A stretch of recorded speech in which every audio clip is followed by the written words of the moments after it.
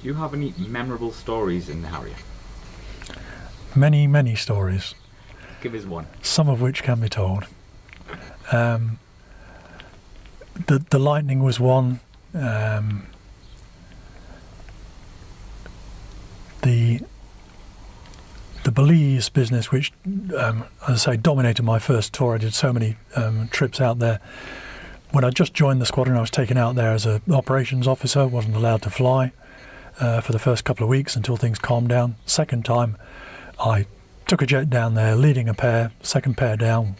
We air-to-air refueled all the way down there.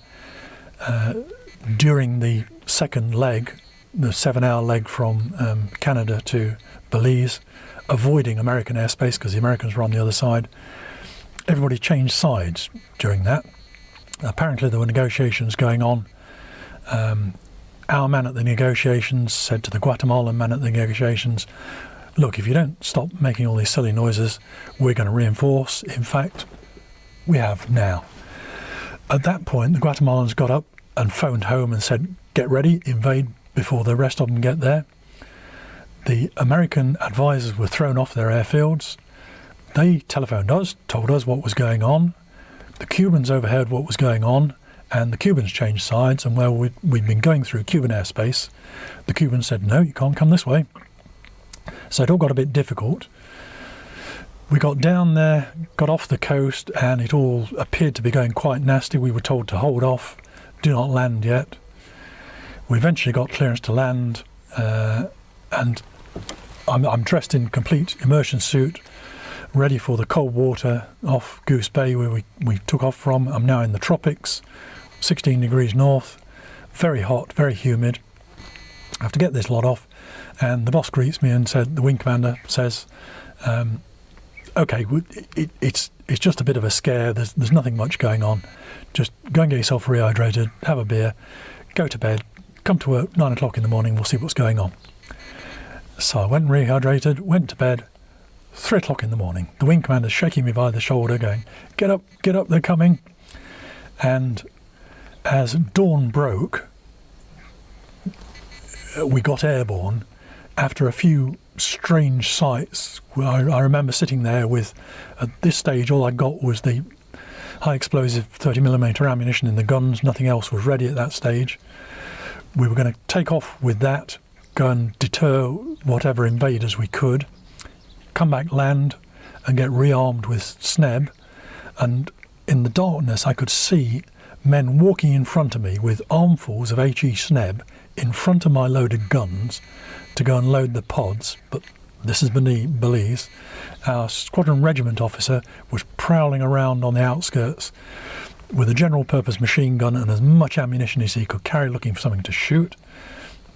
We got airborne in the dark, didn't see anything happen, landed expecting to then be armed with SNEB and go off to shoot up the enemy where they'd landed, and we knew they'd have to land at a closer airfield because they didn't have the range to get back to their own airfield.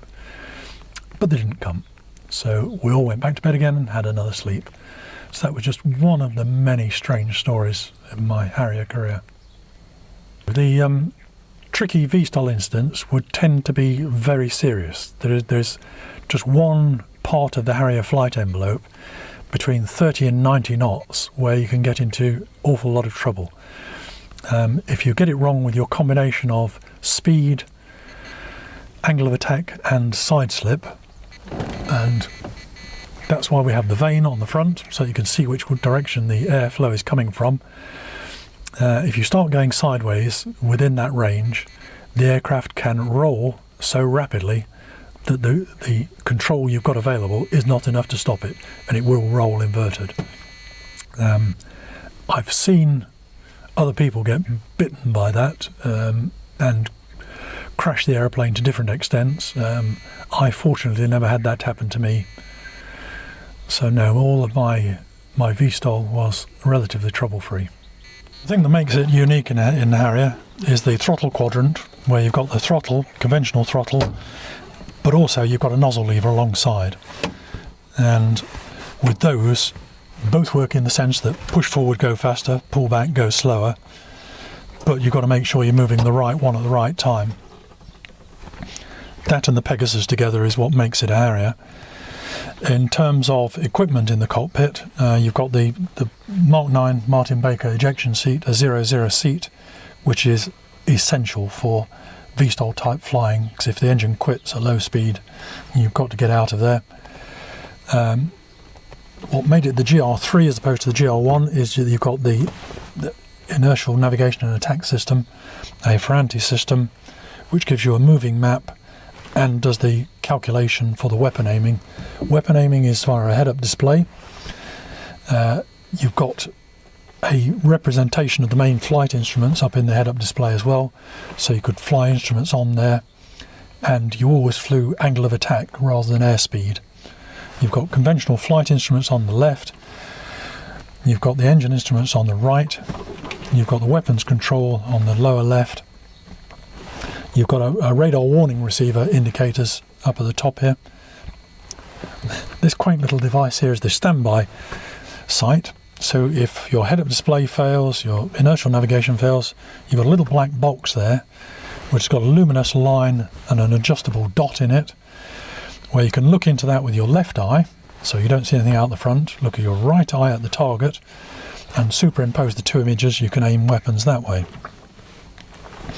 You've got the avionics down the right hand side, where you've got a little tape recorder there, which was used for recording facts on reconnaissance. You've got the IFF controller down there, you've got the TACAN controller down on this side as well, and then all the ancillary switches and gauges tucked away down the side here. You can see it's a snug cockpit, there's not much room in here, and everything is tucked in all around you. You've got a central warning panel down on the right to tell you that things are going wrong. Orange warnings are just warnings. Red warnings, there's something terribly wrong. With the red warning you get a flashing light as well. If it's a fire, this light comes on too. You've got fuel level warning lights up here too to catch your attention. Laser switches here. Recce panel controls down on the left. But of course the good old stopwatch when all else fails. Could you tell us a bit about the controller, the stick?